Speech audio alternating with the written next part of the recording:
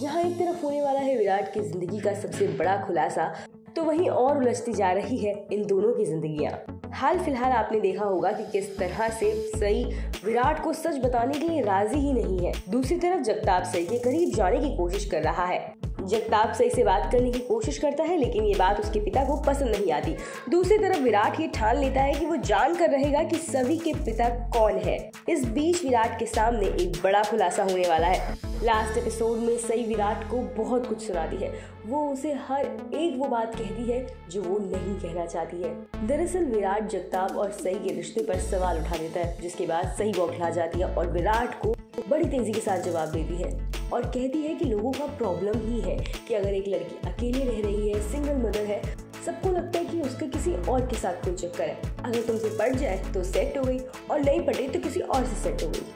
वो विराट को इतना तक सुना देती है कि वो कह देती है, मेरे दिल में आपके लिए जो 1% भी फील था ना, वो आज खत्म हो गया है और मुझे आपसे घिन आती है। मुझे खुद से नफरत है कि मैं कभी आपसे प्यार करती थी।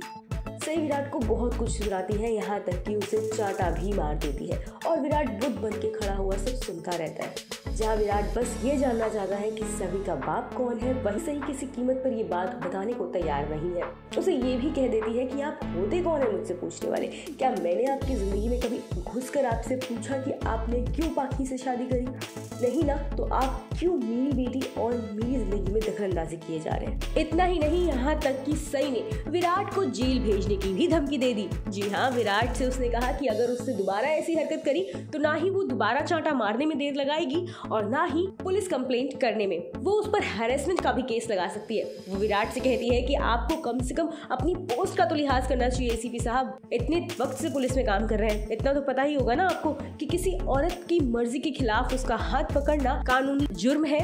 यहाँ पाखी हर एक कोशिश में लगी पड़ी है कि किसी तरह बस विनायक ही रेस जीत जाए और वो ठीक हो जाए ताकि सई उसकी लाइफ से चली जाए। विराट को बहुत बुरी तरह से सुनाने के बाद सई बहुत परेशान हो जाती है। वो विराट को यहाँ तक कह देती है कि आप मेरे कुछ नहीं लगते हो, इसलिए आपको कभी भी मेरे मामले में टांग अड़ाने की कोई जरूरत नहीं है। मेरी जिंदगी में जैसे मर्जी जियो। और इन सब के बाद वो चली जाती है जगताप के पास। वो जाके उसे बहुत सुनाती है। वो कोई कसर नहीं छोड़ती उसको सुनाने में। वो कहती है कि मैं नहीं भूली हूँ तूने मेरे बाबा और मेरे दादा के साथ क्या किया है। क्या मैंने कभी तुझे कोई इशारा किया? क्या मैंने कभी तुझे लाइन मारी या तुझे फंसाया? तो तेरे बाबा ने जाकर क्यों ये सब कुछ कहा? वो कहता है कि हाँ सही, तुम मुझे माफ कर दे, मैं जानता हूँ गलत हुआ।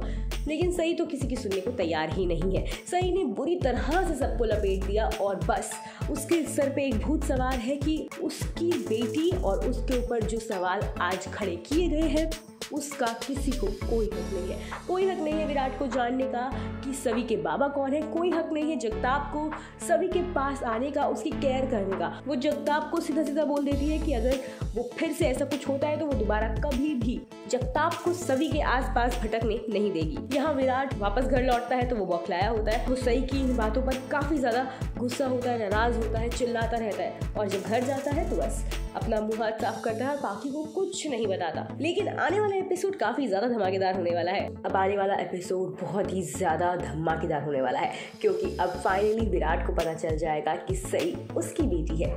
दरअसल विराट सई से बात करने के बाद जगताप के पास जाएगा, जहां वो उसके साथ हाथ पाई करने लगेगा। हार के जगताप बता ही देगा कि सभी दोषी किसी और की नहीं बल्कि विराट की बेटी है। और इन सारे हंगामों के बाद आप समझ ही सकते हैं कि भवानी और अश्विनी का क्या रिएक्शन होगा और किस तरह से अब चवाण निवास में हंगामा मचने वाला है। वेल, आप कितने ज्यादा एक्साइटेड हैं आने वाले एपिसोड को लेकर, हमें कमेंट बॉक्स में जरूर बताएं।